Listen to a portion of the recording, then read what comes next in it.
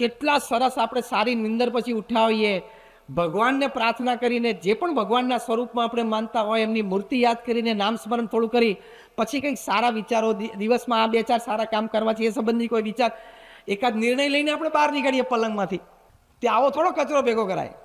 આમાંથી ટાઈમ બચાવશો એટલે પરિવાર માટે તમને ટાઈમ મળશે. જોઈન્ટ ફેમિલી હતા, એમાંથી ન્યુક્લિયર ફેમિલી થઈ ગયા, એમાંથી અત્યારે વાયર્ડ ફેમિલી થઈ ગયા. જોઈન્ટ ફેમિલીમાં 3 પેઢી ભેગી રહેતી હતી, હવે નથી રહી શકતા. ટાઈમ કન્સ્ટ્રેન્ટ એટલે સ્પેસ કન્સ્ટ્રેન્ટ તો આપણે સમજી શકીએ છીએ. શહેરોમાં ફ્લેટ નાનો હોય, બીજું ત્રીજું. ન્યુક્લિયર ફેમિલી થઈ ગયા. ન્યુક્લિયર ફેમિલી એટલે શું?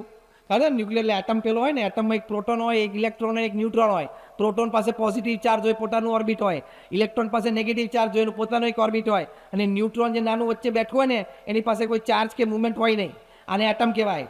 એમ ન્યુક્લિયર ફેમિલી એટલે પિતા એટલે પ્રોટોન, ચાર્જ, ધંધો, વેપાર પોતાના ઓર્બિટમાં હોય. મધર એટલે ઇલેક્ટ્રોન, એની પાસે ચાર્જ, એ પોતાની કીટી પાર્ટીમાં હોય. અને પેલું બિચારું નાનું છોકરું ન્યુટ્રોનની જેમ ચાર્જ વગર, મુવમેન્ટ વગર વચ્ચે બેઠું હોય. પણ જેમ પેલો ન્યુટ્રોન જોયા કરે, પ્રોટોન ઇલેક્ટ્રોન બે ફરે પણ કોઈ ન્યુટ્રોનની નજીક ના આવે, એમ મા બાપ કોઈ છોકરાની નજીક આવતા નથી.